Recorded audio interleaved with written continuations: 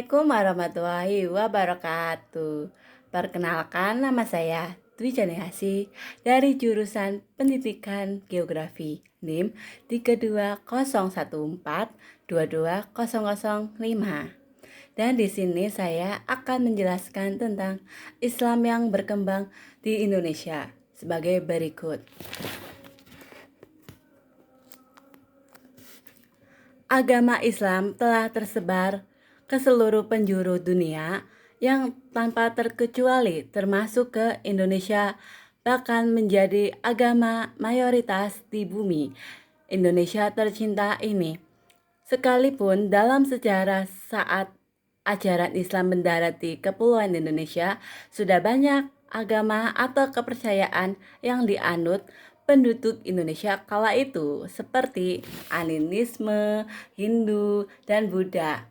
Bahkan sebelumnya telah banyak berdiri sederetan kerajaan-kerajaan bercorak Hindu dan Buddha di berbagai daerah, mulai kerajaan Kutai di Kalimantan Timur, kerajaan Tarumanegara di Jawa Barat, sampai kepada kerajaan Sriwijaya di Sumatera dan sebagainya.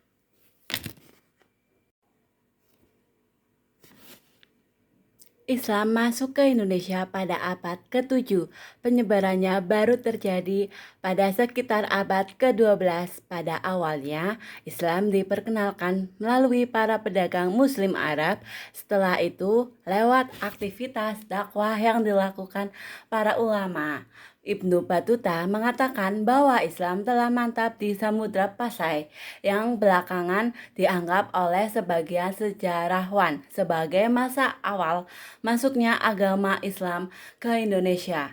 Karena memang menurut sebagian pakar sejarah mengatakan bahwa daerah yang pertama kali menerima agama Islam adalah pantai barat Pulau Sumatera, lalu kemudian menyebar ke seluruh Indonesia, mulai dari pesisir pulau Sumatera, Aceh, Pariaman, Sumatera Barat, Palembang, Sumatera Selatan, Gresik, dan Tuban, Jawa Timur, Demak, Jawa Tengah, Banten, Jawa Barat, Banjar, Kalimantan Selatan.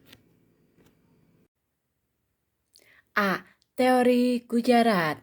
Sebagian sejarah menyebutkan bahwa Islam masuk Indonesia sekitar abad ke-13 dibawa oleh para saudagar atau pedagang dari Gujarat, India, atau juga dikenal dengan pelaut Muslim yang berlayar melewati Selat Malaka menuju Nusantara, karena saat itu bumi Nusantara tercinta ini merupakan pulau yang terkenal dengan negeri yang ditumbuhi rempah-rempah berharga, mulai buah pala, cengkeh, lengkuas, dan sebagainya.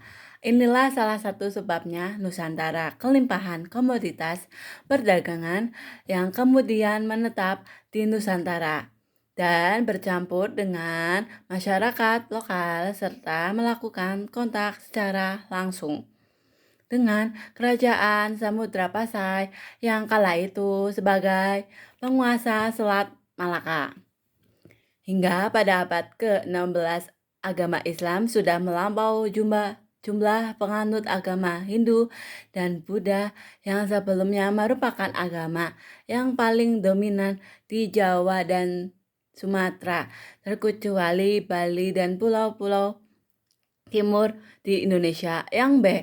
Teori Persia. Teori ini diperkuat dengan adanya beberapa kesamaan tradisi yang ada di Indonesia dengan yang ada di Persia, seperti tradisi tabut atau peringatan 10 Muharram yang terdapat di berbagai daerah, khususnya di wilayah Sumatera dan Jambi, Bengkulu, sama dengan tradisi peringati 10 Muharram di Persia. Begitu juga tradisi Maulid Lompoak Cikoang di Takalar, Sulawesi Selatan sangat mirip dengan tradisi yang terdapat di wilayah Iran. Bahkan Saifullah menyebutkan bahwa banyak ungkapan-ungkapan dan kata-kata Persia dalam hikayat-hikayat Melayu, Aceh, dan Jawa.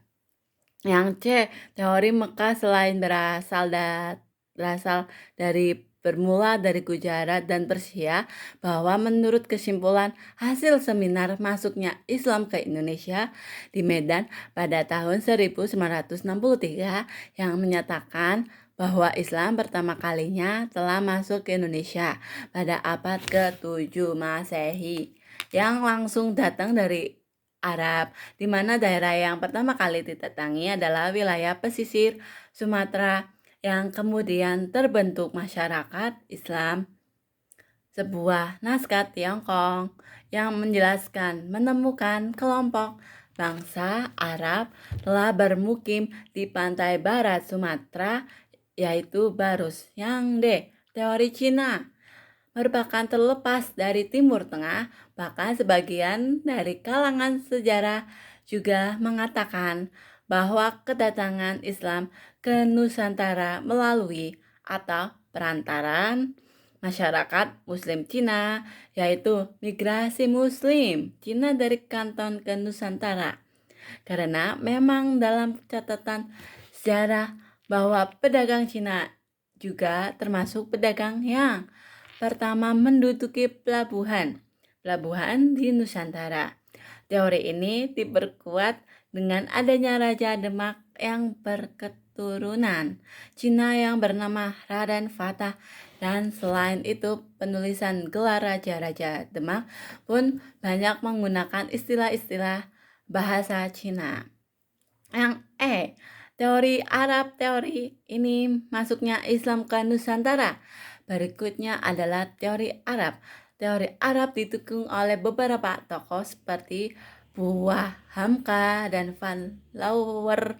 Dalam teori Arab dijelaskan bahwa Islam masuk ke Nusantara pada abad ke-7. Ajaran Islam ini dibawa langsung oleh para musafir dari Arab yang memiliki semangat untuk menyebarkan Islam ke seluruh dunia. Teori Arab diperkuat dengan adanya sebuah perkampungan Arab di Barus, Sumatera Utara yang dikenal dengan nama Bandar Khalifah. Selain itu, di bawah Samudra Pasai, mazhab yang terkenal adalah mazhab Syafi'i.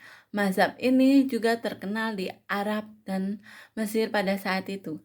Kemudian bukti lain teori Arab adalah digunakannya gelar Al-Malik pada raja-raja Samudra Pasai seperti budaya Islam di Mesir.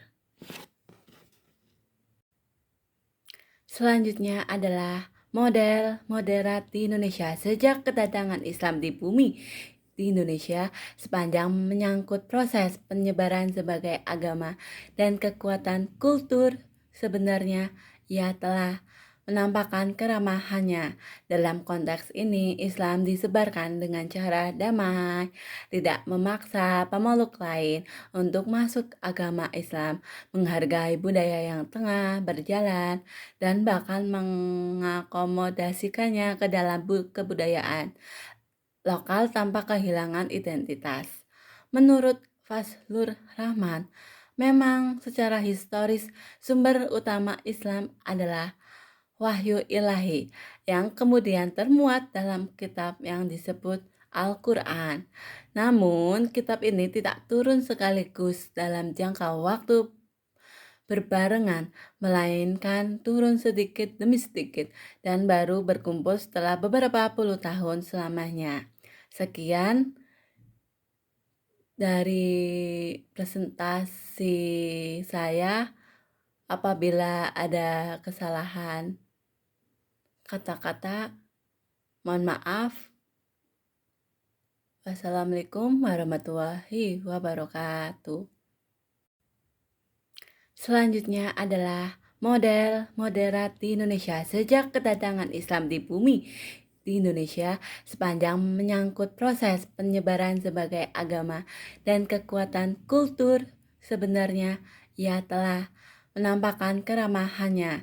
Dalam konteks ini, Islam disebarkan dengan cara damai, tidak memaksa pemeluk lain untuk masuk agama Islam, menghargai budaya yang tengah berjalan, dan bahkan mengakomodasikannya ke dalam kebudayaan lokal tanpa kehilangan identitas. Menurut Fazlur Rahman, memang secara historis sumber utama Islam adalah wahyu ilahi yang kemudian termuat dalam kitab yang disebut Al-Quran.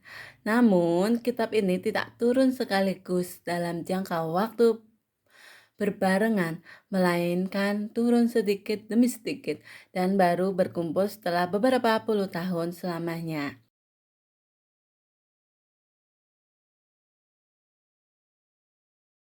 Wassalamualaikum warahmatullahi wabarakatuh.